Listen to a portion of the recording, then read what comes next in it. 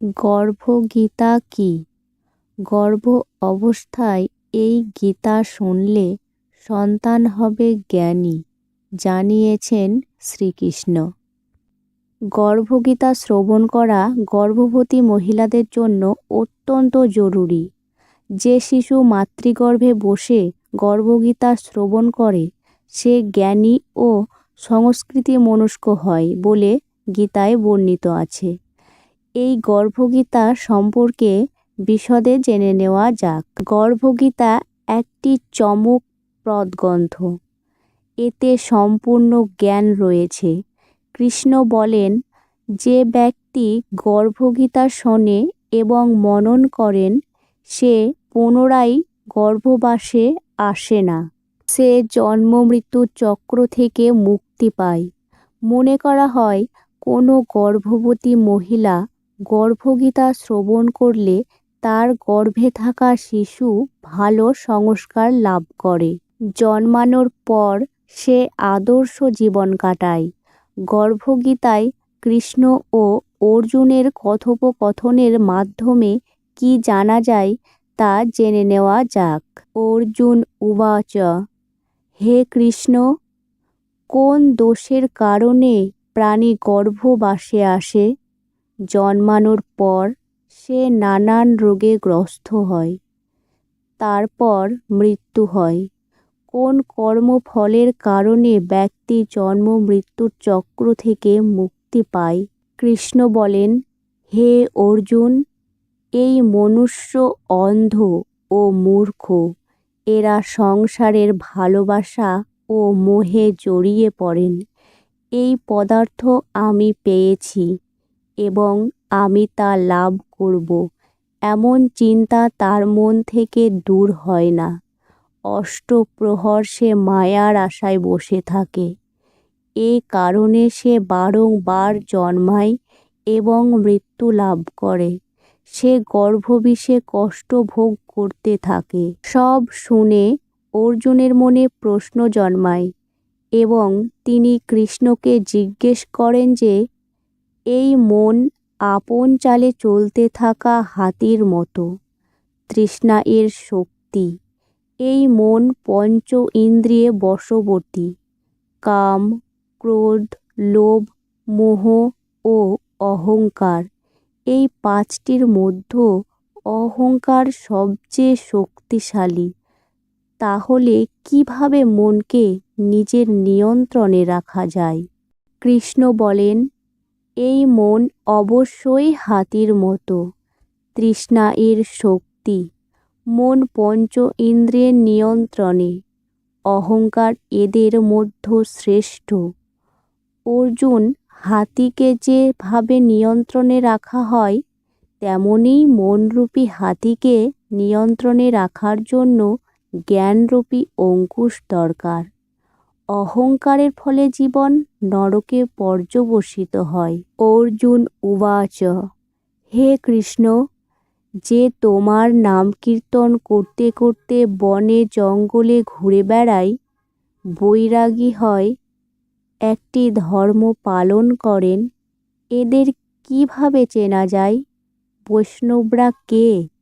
কৃষ্ণ উবাচ, হে অর্জুন, একদল শুধু আমার জন্যই বনে জঙ্গলে ঘুরে বেড়ায়।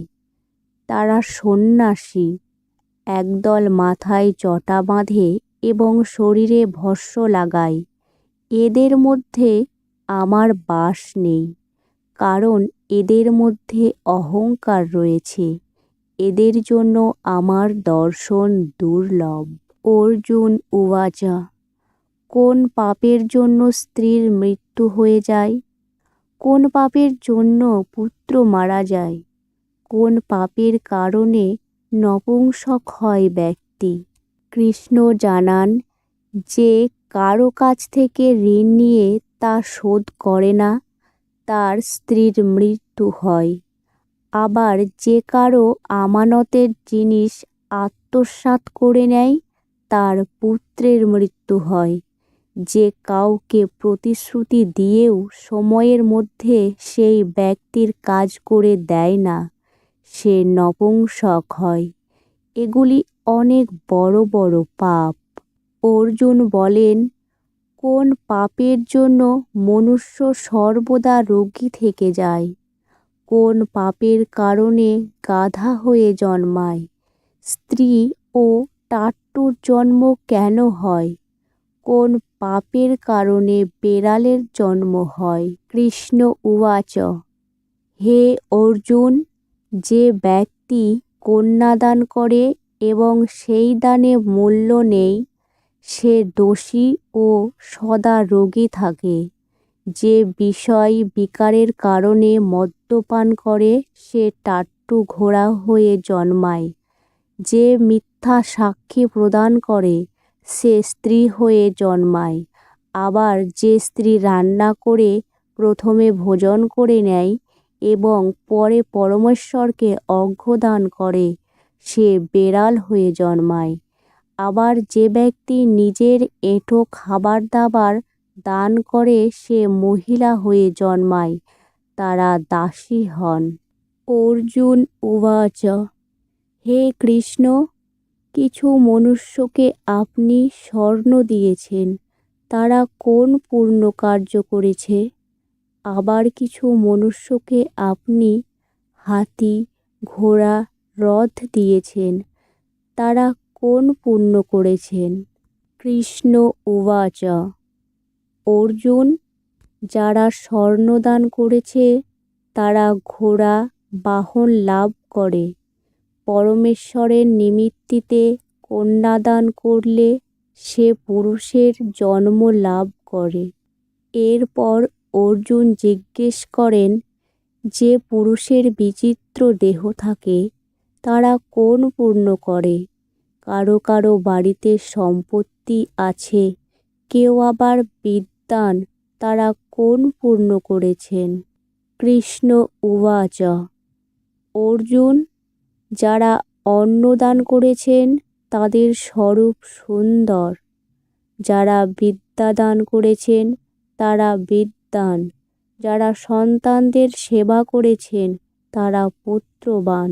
অর্জুন উবাচ, হে কৃষ্ণ, কারো অর্থের প্রতি ভালো রয়েছে, কারো আবার মহিলাদের প্রতি প্রীতি রয়েছে। এর কারণ আমাকে বুঝিয়ে বলুন। অর্জুনের প্রশ্নের উত্তরে কৃষ্ণ জানান, ধন এবং স্ত্রী এ সবই নাশরূপ, কিন্তু আমার ভক্তির কোনো নাশ নেই। অর্জুন উবাচ, কোন ধর্মের কারণে এই রাজপাট লাভ করা যায়? আবার কোন ধর্ম পালন করলে বিদ্যা লাভ করা যায়? কৃষ্ণ বলেন, যে ব্যক্তি কাশীতে নিষ্কাম ভক্তিতে তপ করতে করতে দেহত্যাগ করে তারা রাজা হয়ে জন্মান। আবার যারা গরুর সেবা করেন তারা বিদ্বান হন। অর্জুন উবাচ, কেউ পরিশ্রম ছাড়াই আকস্মিক ধন লাভ করেন, তারা কোন পুণ্য করেছেন? কৃষ্ণ উবাচ, যারা গোপন দান করেছেন তারা আকস্মিক ধন লাভ করেন। আবার যারা ঈশ্বরের কাজ ও অন্যের কাজ করেছে তারা রোগমুক্ত থাকেন। অর্জুন বলেন, কোন পাপের কারণে ব্যক্তি অমলি, বোবা ও কুষ্ঠরোগী হয়?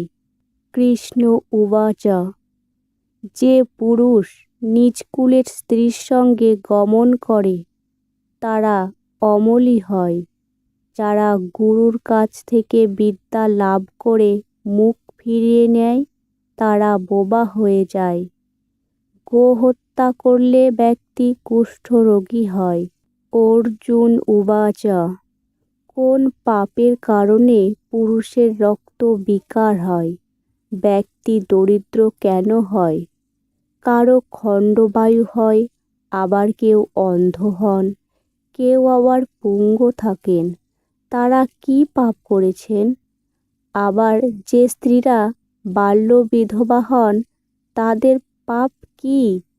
কৃষ্ণ জানান, যারা সব সময় রেগে থাকেন তাদের রক্ত বিকার দেখা দেয়। যারা নোংরা থাকেন তারা সর্বদা দরিদ্র হন।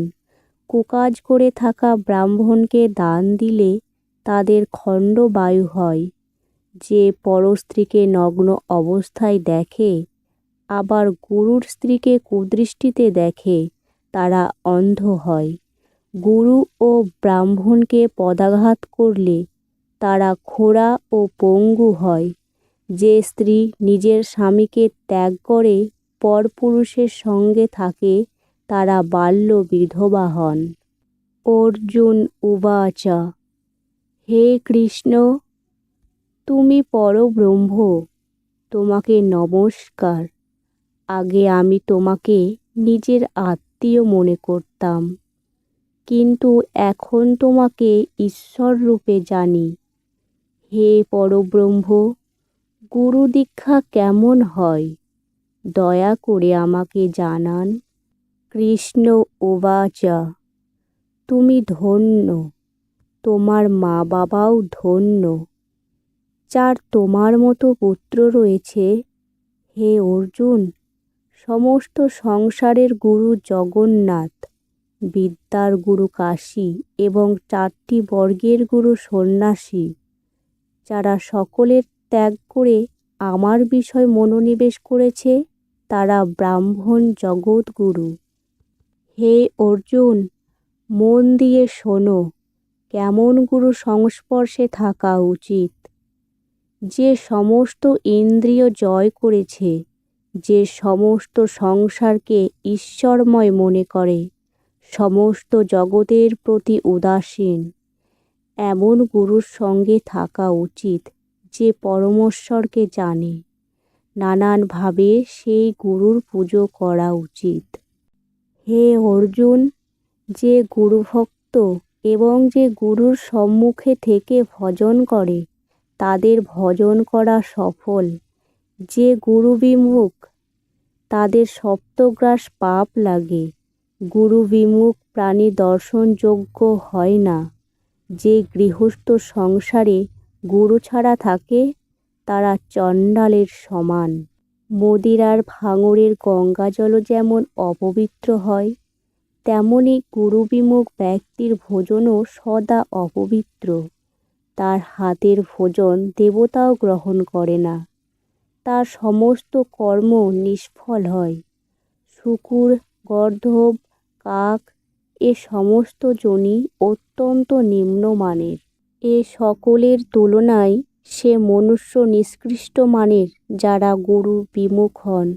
গুরু ছাড়া গতি নেই, তারা অবশ্যই নরকে যাবে। গুরু দীক্ষা ছাড়া সমস্ত প্রাণীর সমস্ত কর্ম নিষ্ফল। হে অর্জুন, যেমন 4 বর্ণই আমার ভক্তি করার যোগ্য, তেমনি গুরু ভক্তিরও যোগ্য। যেভাবে গঙ্গা নদীদের মধ্যে শ্রেষ্ঠ, সমস্ত ব্রতর মধ্যে একাদশী ব্রত শ্রেষ্ঠ, সেভাবেই শুভকর্মের মধ্যে গুরুর সেবা উত্তম। গুরু দীক্ষা ছাড়া প্রাণী পশু যোনি লাভ করে, 84টি যোনিতে ভ্রমণ করতে থাকে। অর্জুন উবাচ গুরু দীক্ষা কি? কৃষ্ণ বলেন, ধন্য জন্ম তার যে এই প্রশ্ন করেছে। তুই ধন্য।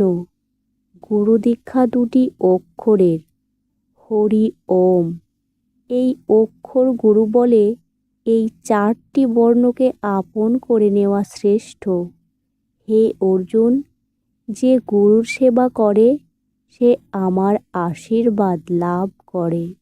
সে 84টি যোনি থেকে মুক্তি পায়, জন্ম মৃত্যু থেকে মুক্ত হয় ও নরক ভোগ করে না।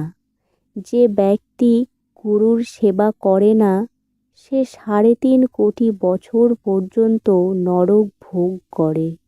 গুরুর সেবা করলে একাধিক অশ্বমেধ যজ্ঞের সমান ফল লাভ করে ব্যক্তি। গুরু সেবাই আমার সেবা। হে অর্জুন, আমার ও তোমার কথোপকথন যে প্রাণী শুনবে বা পড়বে তারা গর্ভ দুঃখ এবং 84টি যোনি থেকে মুক্তি পাবেন। তাই একে গর্ভগীতা জ্ঞান বলা হয়।